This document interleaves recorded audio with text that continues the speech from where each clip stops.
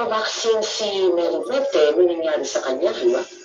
After po ng vaccine, parang madalas na siyang hingalin, tapos atakin ng asthma po, after po ng vaccine po. Nag-ausap kami ng mga magulang.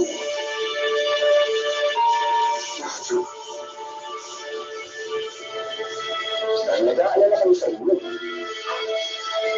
Sa totoo naman, masyadong maaga talaga ito sa mga inyo. Hindi mo pa nga masyadong tulala sa puso. Kaya alam madalas sila mag-aalala. Pero ba't, pag-isipan mo na mabuti ang sinasabi sa mga magulang mo. Gusto mo na nagtuloy ka rin. Lalo na ngayon, madalas na umatake ang asma mo. Pauna na ako sa iyo. Sa kabila ng mga nangyari, nagdesisyon si Maribeth na manatili kina Eric. Ay natunayan naman ni Eric na nagbago siya. Hindi nagtagal, nakahanap na rin ang trabaho si Maribeth bilang collection associate sa isang kilalang bangko. Unti-unti na kinaayos muli ang kanilang pagsasama hanggang sa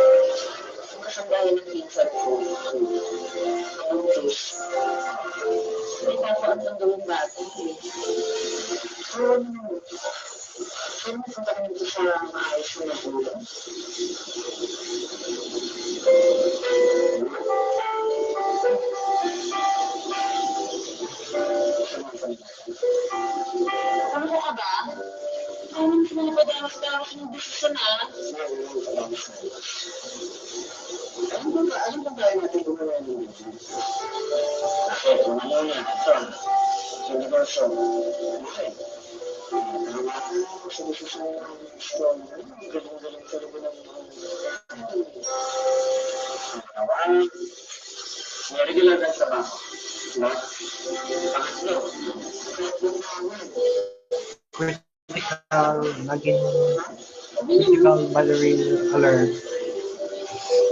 Critical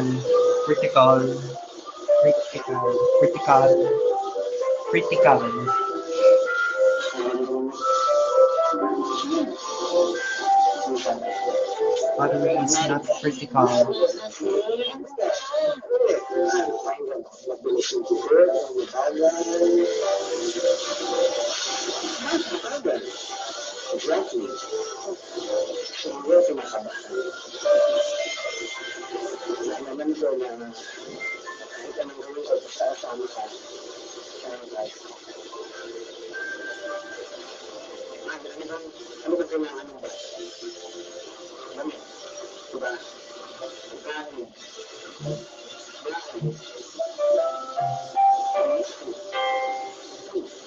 Hashtag indicate live stream in movie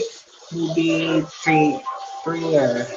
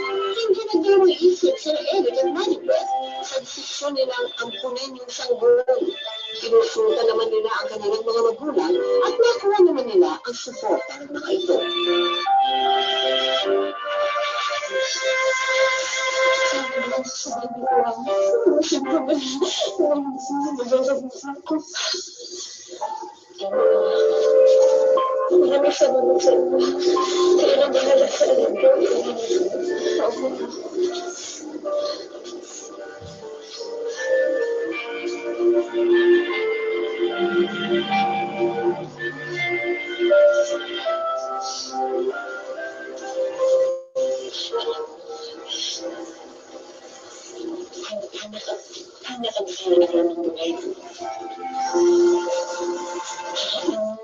Dahil hindi ka makapaniwala. Anak ko ka ng isang napakasasayang pagsulitan. At sa aking natananin ng 11 KB, 9 KB,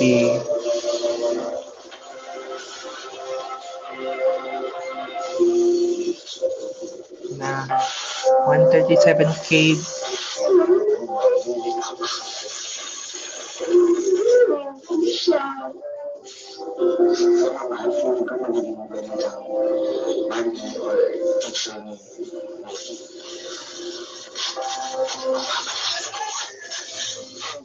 Sorry ako, bibig ko lang yung topic. Kaya ko lang sa ulit ako.